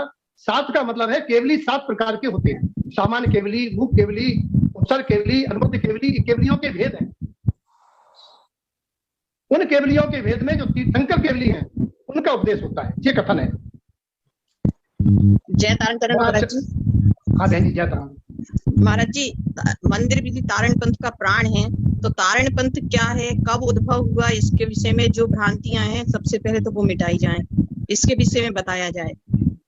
तारण पंथ सबसे पहले प्रशिक्षण में यही बातें बताई जाएं सबको कि बहन जी, ये धर्म उपदेश की चर्चा नहीं हो पाएगी, फिर भी हम संक्षेप में कह दे रहे हैं। तारण पंथ अनादि से है। तारण पंथ वो पंथ है, वो पथ है जिस पथ पर चल के अनंत परमात्मा सिद्ध हुए हैं, अनंत परमात्मा हुए हैं। उस पंथ का नाम तारण पंथ। तारण पंथ उसका नाम है जो सर्वज्ञ देव की वाणी का शुद्ध व्याख्यान करता है। तारण पंथ वो है जहां अध्यात्म की प्रधानता है। तारण पंथ वो है जहां मन, वचन, शरीर को आत्मा से भिन्न स्वीकार किया जाता है। तारण पंथ वो है जहां अध्यात्म की प्रधानता से स्वाश्रय की बात कही जाती है। महाराज जी, इसके उद्भव के विषय में? उद्भव तो अनादि से है, केवली को नहीं पता, ये सर्वज्ञ को नहीं पता। महाराज जी, तारण स्वामी ने जो आध्यात्मिक क्रांति लाए, उसके विषय में जो गलत या भ्रांतियां देखिए वहां से तारण पंथ नहीं है। तारण स्वामी से तारण पंथ का संबंध नहीं है। ये भूल मत करिए कि तारण पंथ से तारण स्वामी का संबंध है। तारण पंथ तारण स्वामी ने नहीं चलाया। जैसे सड़क है, मान लीजिए सिलवानी से भोपाल की सड़क कोई आज की थोड़ी है। कोई मिनिस्टर बोर्ड लगा दे, उस मिनिस्टर ने थोड़ी बनवाई। बस सिलवानी से भोपाल सड़क तो जब से है, जब से सिलवानी और भोपाल है। तो यहाँ पंथ तो शुरू अनादि से है। कब से है हमें नहीं पता, केवली को नहीं पता। गुरु महाराज ने नहीं चलाया। गुरु महाराज ने जो उस पंथ में जो परमात्मा का शुद्ध सम्यक दर्शन ज्ञान चारित्राणी पथ था, उस पथ में जो आडंबर क्रियाकांड आ गए, जो पूजा को धर्म मानने लगे, क्रिया को धर्म मानने लगे, जो पढ़ के आश्रय से धर्म मानने लगे, उसको निराकरण करने के लिए ये रहस्यों को पुनर्घाटित किया है, अध्यात्म की क्रांति जगाई है। ये है, तो उन्होंने तारण पंथ नहीं चलाया, तारण पथ से तारण पंथ जुड़ा है। जय तारण तारण महाराज जी। जय तारण महाराज जी, अभी आपने कहा था पंचम ज्ञान की जगह पंच ज्ञान, तो आपने बोला था कि एक जीव को एक साथ 5 ज्ञान नहीं होते हैं, जबकि तीर्थंकरों को एक साथ 5 ज्ञान होते हैं, क्योंकि तीर्थंकर जन्म से ही 3 ज्ञान के धारी होते हैं और उसके बाद दीक्षा के बाद उन्हें चौथा ज्ञान मनापर्य ज्ञान हो जाता है, और जब उन्हें केवल ज्ञान होता है तो उन्हें 5 ज्ञान हो जाते हैं। फिर ये आपने किस अपेक्षा से कहा था? आगम का आचार्य उमा स्वामी का सूत्र है, वो आगम कहता है 5 ज्ञान की पर्याय, सम्यक ज्ञान की पर्याय, 8 ज्ञान में से 5 सम्यक ज्ञान एक साथ नहीं होते हैं। क्यों नहीं होता?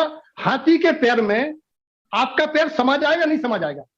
अगर हाथी का पैर का पंजा हो, हाथी के पैर का पंजा बना हो, उस पंजे में आपका पैर समा जाएगा, नहीं समा जाएगा जी? या कोई 100 किलो वजन लेके चल सकता है, क्या वो 20 किलो वजन लेके नहीं चल सकता है? कहने का मतलब यह है जिसके केवल ज्ञान है कि उसे मत ज्ञान नहीं होगा। जी जी, मतलब उसे कौन सा ज्ञान नहीं होगा? तो केवल ज्ञान के सामने सूर्य का उदय हो गया। जब सूर्य का उदय हो गया तो चंद्रमा की जरूरत क्या है? तारों के टिमटिमाने की जरूरत क्या है? तो सिद्धांत यह है केवल ज्ञान होने के बाद 4 ज्ञान का कोई मतलब नहीं।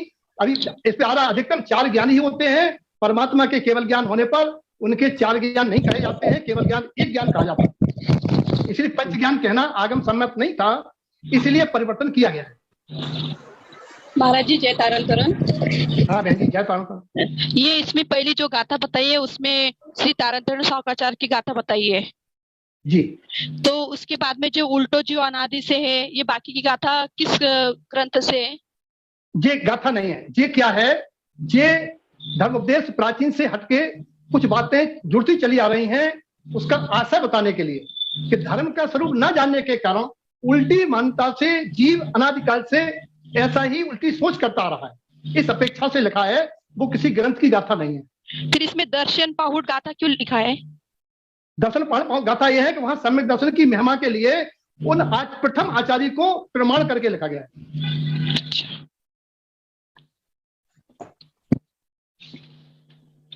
जय तारण महाराज जी,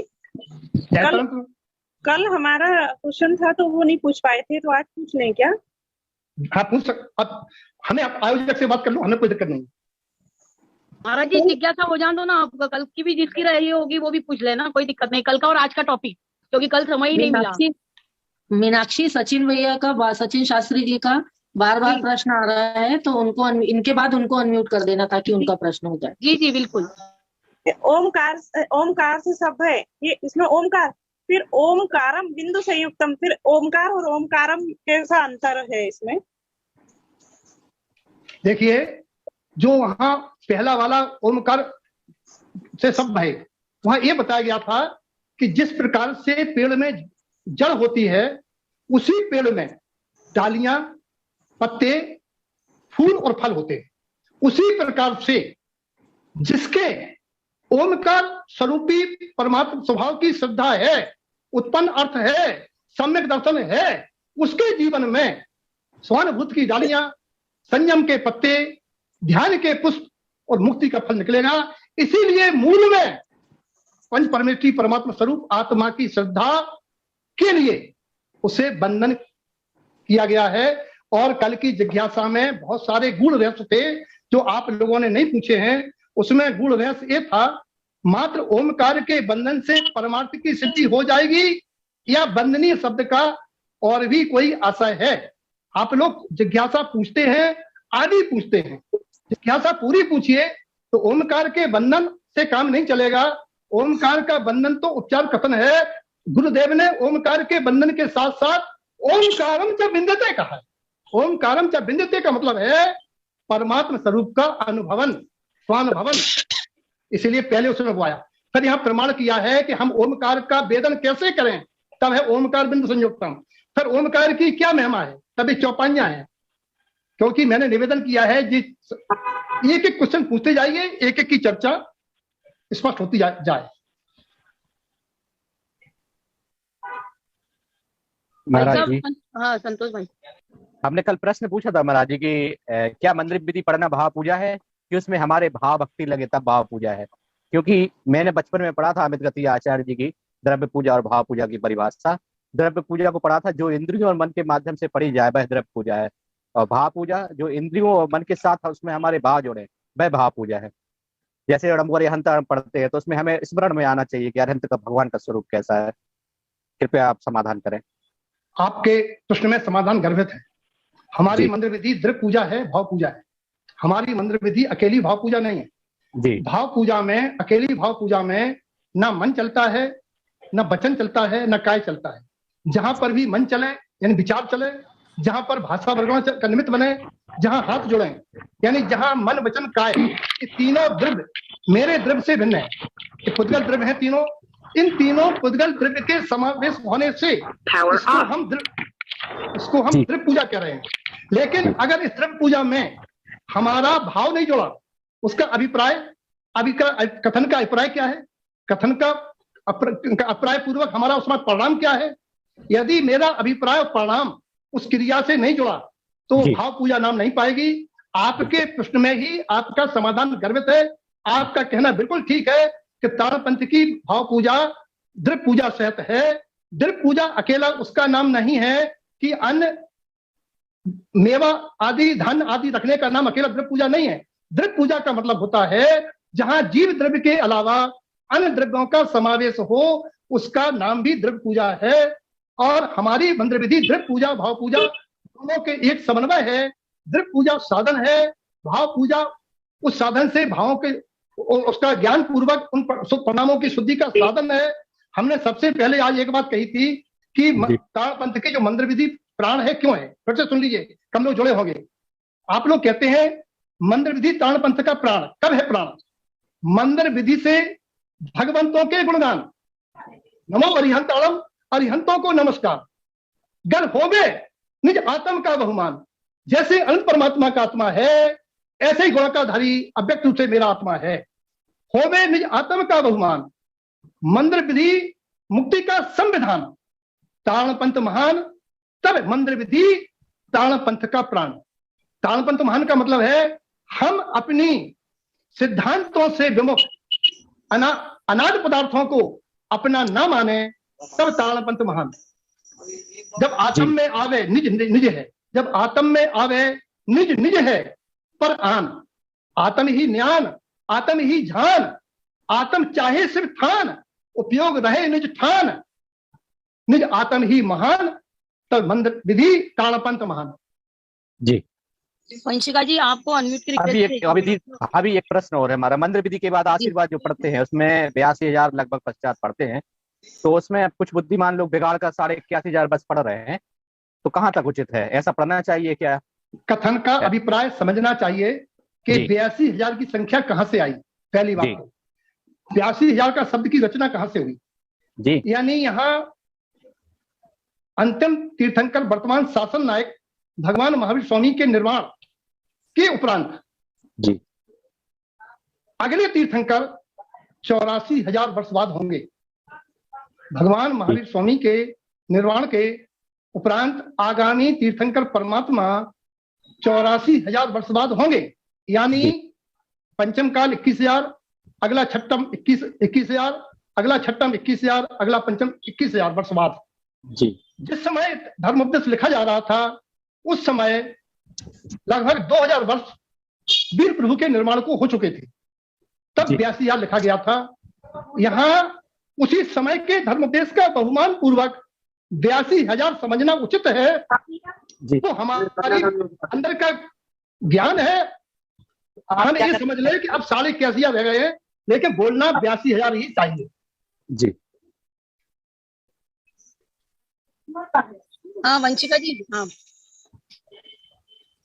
जय तारण महाराज जी, मेरा प्रश्न कल की कक्षा से संबंधित है।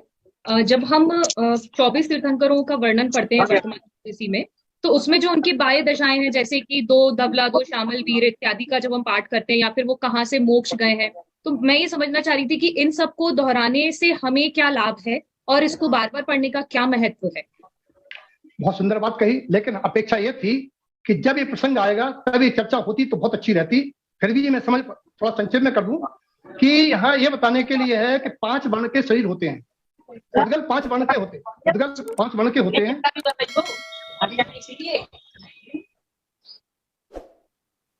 उद्गल के 5 वर्ण होते हैं, शरीर के 5 वर्ण होते हैं। 5 वर्ण वाले शरीरधारी होते हैं। वर्ण का शरीर के संबंध है, वर्णों का आत्मा से संबंध नहीं बताने के लिए कोई भी वर्ण वाला शरीर हो आत्म कल्याण कर सकता है, ये बताने के लिए वर्ण है।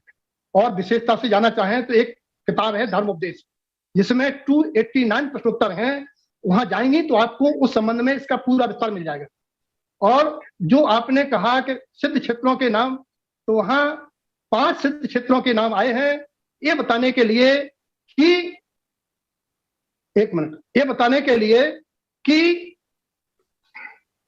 गड़बड़ हो जाता है, ये बताने के लिए कि ये बताने के लिए वो नाम 5 सिद्ध क्षेत्र आए हैं कि हम जिसे आज तीर्थंकर कह रहे हैं 24, वास्तव में वे 24 तीर्थंकर नहीं हैं। 24 तीर्थंकर मोक्ष गए, आज कोई तीर्थंकर नहीं है। कहां से मोक्ष गए हैं ये बताने के लिए वे 5 सिद्ध क्षेत्रों का नाम है। अभिप्राय वहां यह है कि हम उन सिद्ध क्षेत्रों की भाव वंदना परोक्ष रूप से करके पुण्य की प्राप्ति करें। और भी किसी साधन में भाई बहने को क्वेश्चन हो? महाराज जी, कल के विषय से संबंधित एक प्रश्न है कि ओमकार को ब्रह्मा विष्णु महेश भी नमस्कार करते हैं, जबकि हमारे जैन धर्म या तारण पंथ में उनको नहीं मानते हैं, उनको हमको देव मानते हैं। तो फिर अपन उनको क्यों स्मरण करते हैं या उनके बारे में क्यों चर्चा करते हैं कि वो भी नमस्कार करते हैं, ऐसा क्यों? आपने बहुत अच्छी बात पूछी। क्या होता है, जैसी समाज होती है, जैसा वातावरण होता है, कई बार समाज के लोग जैसे बैठे होते हैं उनको भी उसमें शामिल करने के हिसाब से वचन बोला जाता है।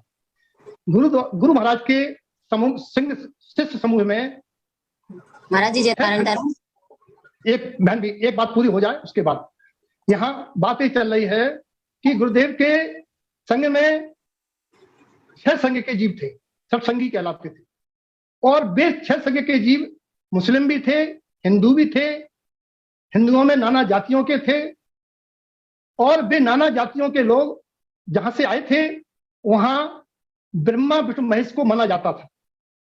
तो गुरुदेव ने यह कहा है कि भैया तुम जिन्हें कह रहे हो, हमारे ब्रह्मा जी, हमारे शंकर जी, हमारे फला फला, हमारे पैगंबर जी, दुनिया के सारे लोग ओमकार को ध्याते हैं। बोले क्या प्रमाण है? दुनिया के सारे मंत्रों में ओम आया है, और ओम तो बीजाक्षर उपचार से है।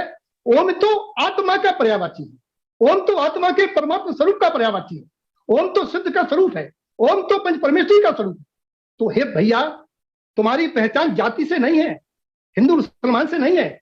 अगर तुम्हारी पहचान हिंदू मुसलमान से होती तो तुम्हारे शरीर का रक्त हरा होता, इनका लाल होता, उनका सफेद होता, हमारा लाल होता, इनका सफेद होता, उनका बैगनी होता, क्योंकि हम लोग अलग अलग रंग से आए हैं।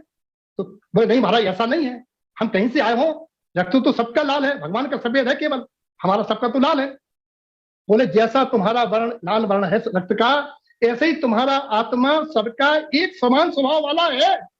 और सभी लोग जब ब्रह्मा विष्णु भी उनको ध्याते हैं ओंकार को, तो हमें जो ध्याते हैं उन्हें ध्याना चाहिए या जिसे भी ध्याते हैं उसे ध्याना चाहिए। ये बताने के लिए है कि ब्रह्मा विष्णु महेश की पूजा के लिए नहीं। जी महाराज। निलंजना जी, आपको अनम्यूट रिक्वेस्ट भेजती है। मेरा प्रश्न है महाराज जी कि आपने 7 केवलियों के अंतर्गत समुद्घात की चर्चा की, तो मैं वो समुद्घात के विषय में आपसे पूछना चाहती हूँ कि समुद्घात क्या है? 7 केवलियों के समुद्घात नहीं, तीर्थंकर परमात्मा के समुद्घात की बात हो रही है। वे सभी तीर्थंकर केवलियों का समुद्घात नहीं होता है, किन्हीं किन्हीं का होता, किन्हीं किन्हीं का नहीं होता। समुद्घात 7 प्रकार के होते हैं।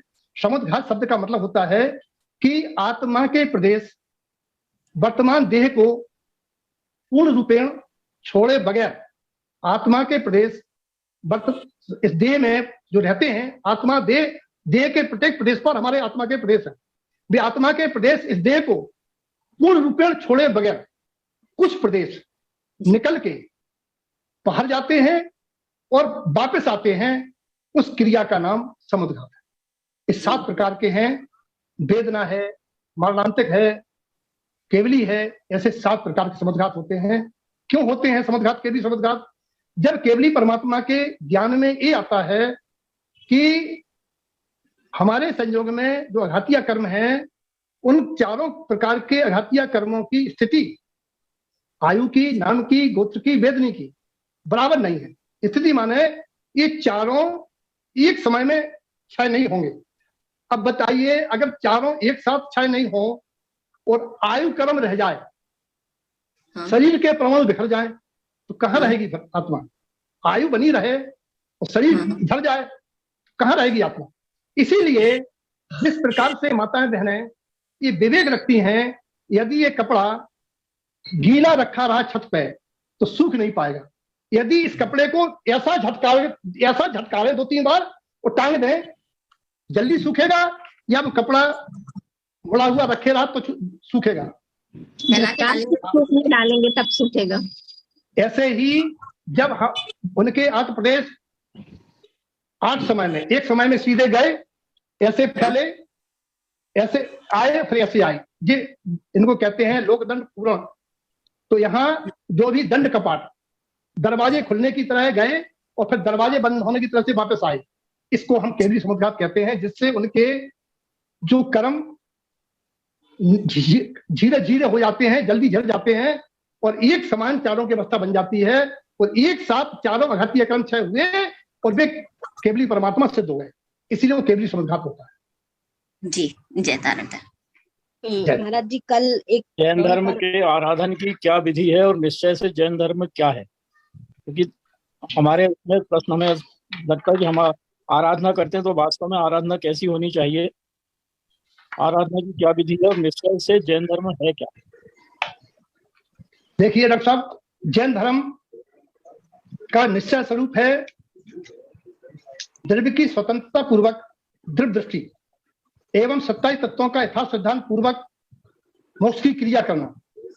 निश्चय स्वरूप है रतंत्र आराधन, वीतरागता पूर्व धर्म सुख ध्यानों को धारना, ये जैन धर्म का निश्चय स्वरूप है। व्यवहार जैन धर्म जिन्हें परमात्मा सर्वज्ञ देव की वाणी के अनुसार आचरण करना, अर्थात प्राणी मात्र में परमात्मा पने की श्रद्धा पूर्वक अहिंसादि का पालन करना, अपनी अपनी भूमिका अनुसार क्रियाओं का सदाचार का पालन करना, ये जैन धर्म का व्यवहारिक स्वरूप है। निश्चय स्वरूप का लक्ष्य केवल निश्चय है, अध्यात्म है, आत्मा है। व्यवहार का मतलब है जैसी मेरी आत्मा है ऐसे ही हर आत्मा है। इस सिद्धांत पूर्वक प्रमाद योग से निज पर उभय किसी भी जीव के, किसी भी प्राणों का घात मैं निमित्त ना बनूं, इस प्रकार के आचरण का नाम जैन धर्म का व्यवहारिक स्वरूप। महाराज जी कल एक प्रश्न फोन पर आया था, उस समय उनको टाइम नहीं मिला था, कि कल जैसा बताया कि हम छोटी मंदिर विधि बैठकर भी कर सकते हैं और आशीर्वाद के लिए जब हम खड़े होते हैं तो वो जो ग्रंथ आदि राज रहते हैं वो छोटी चौकी पर रहते हैं, तो वो नाभि के हमें ऊपर रखना चाहिए, तो वो उस समय हमें वेदी पे विराजमान कर देना चाहिए कि फिर नहीं तो फिर जो जैसा हमें बताया कि नाभि के ऊपर ही शास्त्र का आसन होना चाहिए, तो ऐसी स्थिति में क्या करना चाहिए? बिल्कुल आशीर्वाद अगर नीचे बैठ के मंदिर विधि हो रही है तो जन वाणी को उठा के उच्चासन पर रखना ही चाहिए और आशीर्वाद पढ़ना नहीं है। जो पूछा गया था, गलत पूछा गया तो पढ़ा जाए, आशीर्वाद पढ़ना नहीं है। आशीर्वाद लेते और देते समय क्या करना चाहिए? आशीर्वाद लेते और देते समय खड़गासन ही होना चाहिए। उसमें एक बात पूछने की थी आपकी, छोटी मंदिर विधि चल रही हो और कोई व्यक्ति कुर्सी पर बैठता है तो उसे क्या दोष लगेगा? दोष लगेगा या नहीं लगेगा? ये क्वेश्चन पूछना चाहिए। चलिए ठीक है जी महाराज जी, बताएं इसका क्या दोष लगेगा? देखिए,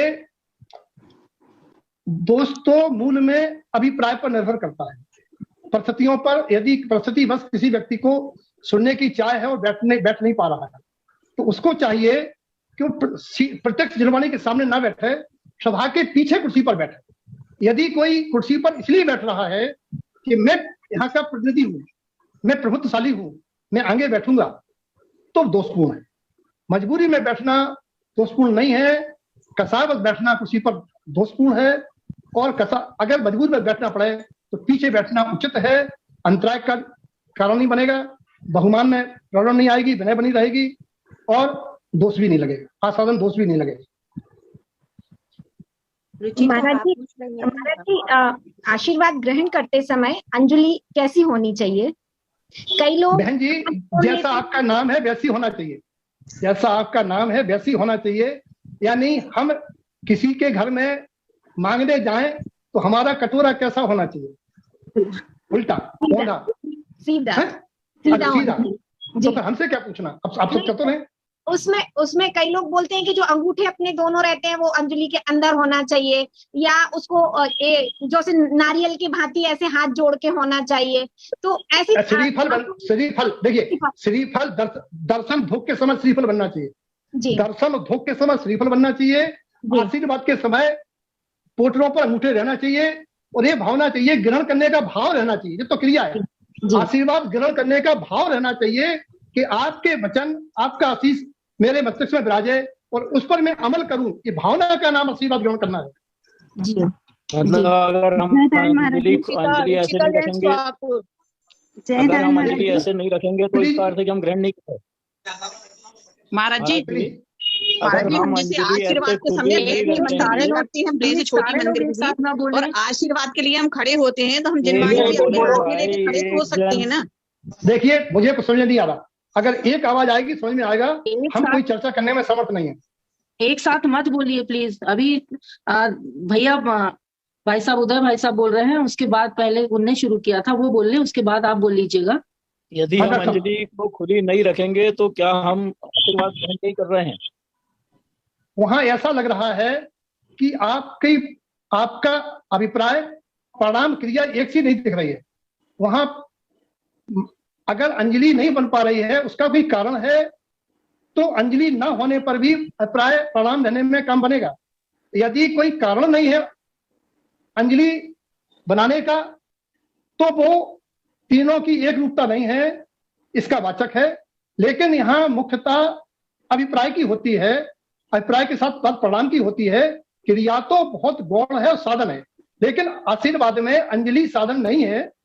अगर बिना अंजलि के भी ले सकते हैं आप, लेकिन वहां एक बहुमान पूर्वक भाव का प्रदर्शक है मुद्रा।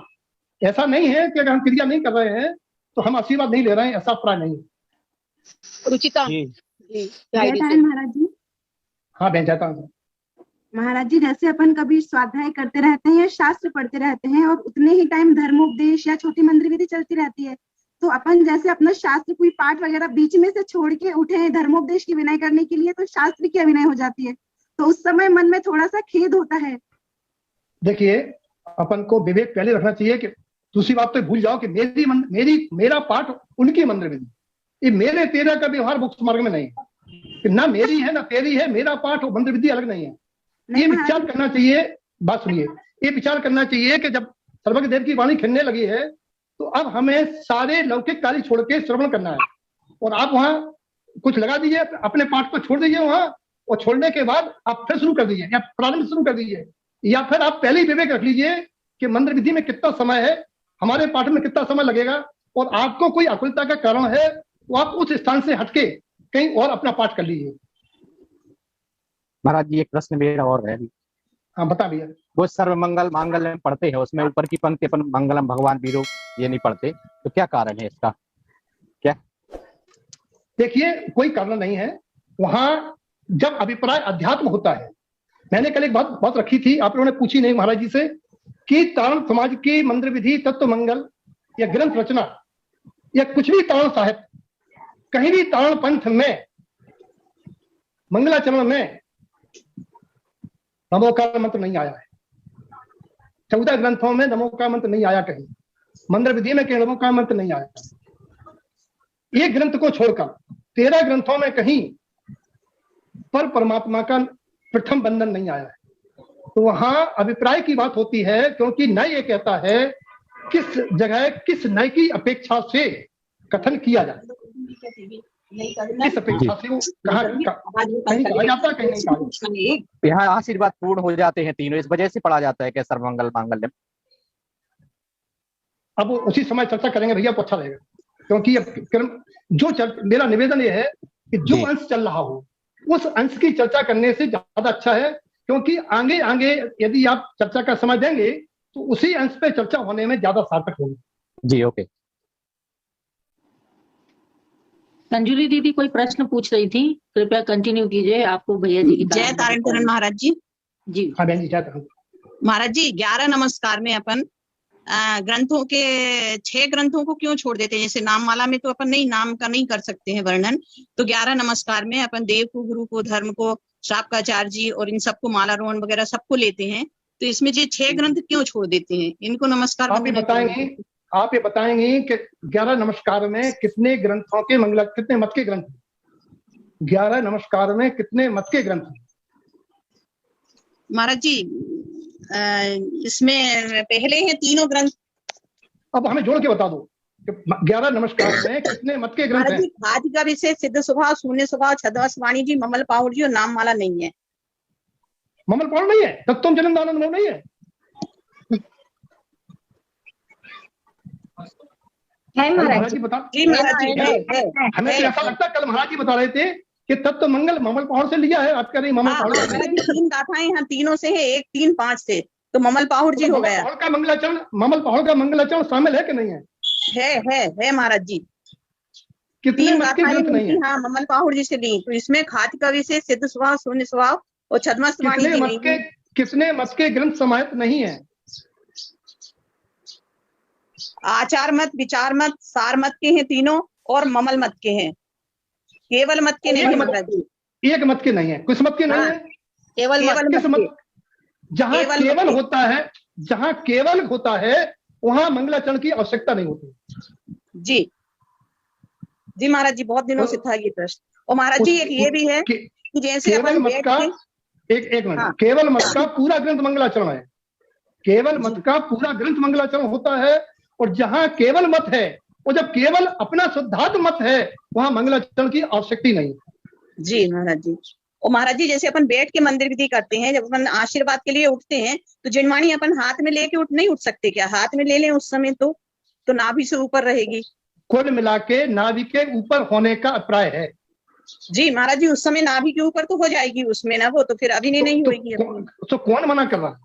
हाँ, तो यही महाराज जी के ऊपर ऐसा हम करते हैं। नाभि के ऊपर होना है जी, नाभि के ऊपर होना है। और यहाँ तो नाभि के ऊपर कर ली। और जब घर में श्री भक्तामृत जी का पाठ कराती हो और तब आरती करोगी, तब क्या करोगी?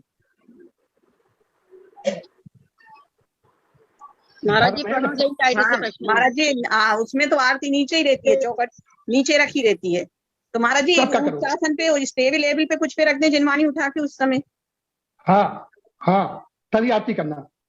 या बैठ के करना, या महाराज जी बाकी जितने ग्रंथ हो, जितने लोग रहते ही हैं इतने, तो सब ग्रंथ को हाथ में जिनवाणी हाथ में ही रख लें और फिर आरती कर लें। वो आपकी परिस्थिति, आपका विवेक। जिनवाणी कभी भी किसी दशा में नाभि के नीचे नहीं आना चाहिए। महाराज जी अब सिर्फ आखिरी क्वेश्चन होगा प्रणव जय आईडी से, क्योंकि समय का ध्यान रखना है महाराज जी हमको। जन्म तत्वं च नंदयानंद मऊ चेयनंद साहु परम तत्व पद विंद पऊ नमियो सिद्ध स्वभाव गुरु उपदेश गुप्त रुई गुप्त ज्ञान सहकार तारण तन समर्थ मुनि गुरु संसार निवार धम्म जो तो जन बर है अकृति अर्थ है जो भय विनाश भव जो ममल ज्ञान पर जिनवाणी के ज्ञान से सूझे लोकालो शोवाणी मत धर्म सदा देत पत्रो हे जिनवाणी सरस्वती तो हे जपूंदर जो तेरी